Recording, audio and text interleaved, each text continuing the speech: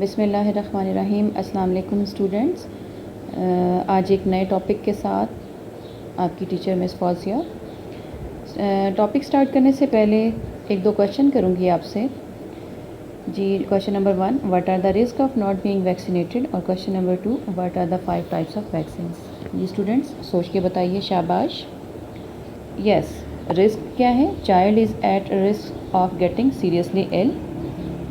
और टाइप्स जो हैं वो इसकी क्या हैं? Live, number 1 live, number 2 inactivated, number 3 recombinant, number 4 toxoid and number 5 सब यूनिट। ये स्टूडेंट्स आज का टॉपिक कंप्लीट करने के बाद आप बता सकेंगे what is insulin, how it is used, what is vaccine, is it harmful और यूज़फुल। ठीक है, now come to the topic genetic modification and biotechnology products. The change in the genes of organism using biotechnology technique is called genetic modification. The change in the genes of an organism can be produced by removal, addition or repair of genes.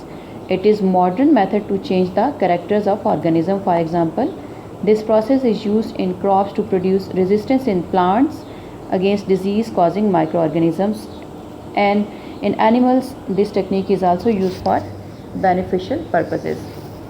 Yes, first topic is related to genetic modification is insulin. Most commonly human insulin is used for human being. How it is produced, what are its types are insulin are fast acting, intermediate acting and long acting insulin. So what are fast acting, intermediate and long acting insulin? Long acting insulin is absorbed slowly, has a minimal peak effect. Aahista Aahista absorb होती है, ठीक है, और peak effect इसका कम होता है, ठीक है। It is use to control blood sugar overnight while fasting and between meals. Intermediate acting insulin is absorb more slowly and last longer.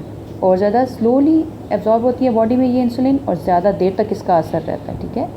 Blood sugar को सारी रात कंट्रोल करने के लिए, फास्टिंग और मील्स के दरमियान भी, ठीक है।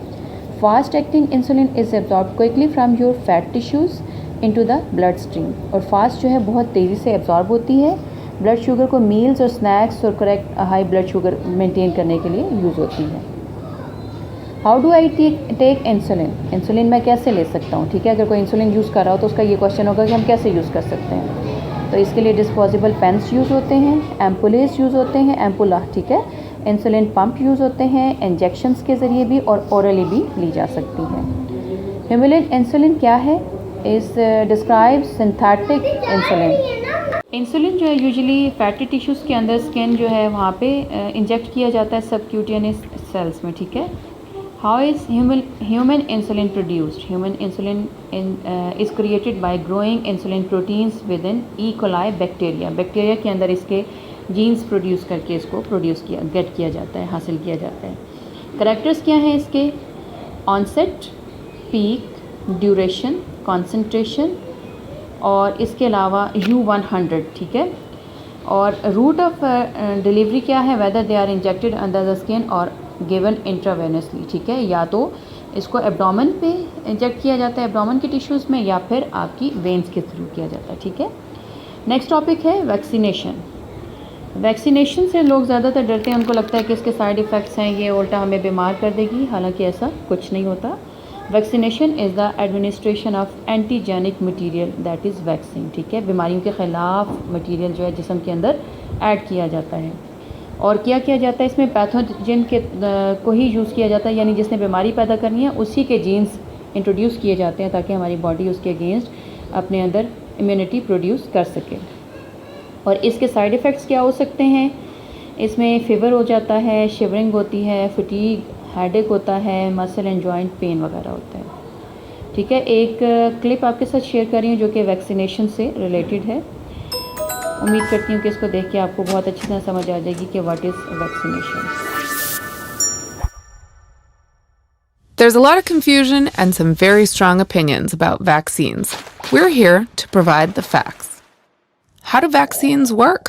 Vaccines supply a weakened version of a known pathogen directly into the body in order to spur our natural immune response to build an immunity to that disease. By triggering our immunity in a mild version, they ensure that we are protected against the real, more dangerous version of the disease. They further function to protect the community, as the more people are vaccinated, the better they work to ensure the disease doesn't spread among its most vulnerable members. Some vaccines cause mild, short-term symptoms, such as low-grade fever, but these are signs that the immune system is bolstering itself against that particular disease. It means it's working. Are vaccines safe? Because some people say they cause autism or death. Vaccines are completely safe. In fact, they're the only way to protect your child from getting certain life-threatening or disfiguring diseases. Vaccines do not cause autism. This was a crazy rumor started by a now discredited doctor, which has been disproven again and again by a mountain of studies involving millions of vaccinated children. Vaccines also do not cause mercury-linked developmental delays. Nearly 20 years ago, a harmless type of mercury was used in vaccines, but because of public misunderstanding and outcry, since 2000, vaccines have been made without it. Like all medication, vaccines can be dangerous if they're expired or improperly stored, or if they're administered improperly, like, say, giving an oral vaccine as an injection or vice versa. But if so many people are saying there could be a problem, maybe I should just stay on the safe side? There's only one safer side here, and that's the one where the entire world's population is inoculated against life-threatening diseases. Haven't we eradicated some of these diseases already? Why are we giving kids unnecessary vaccines? Vaccines work by strengthening your body's immunity to effectively fight a particular pathogen. When you hear of a disease being eradicated, it's not because the pathogen no longer exists.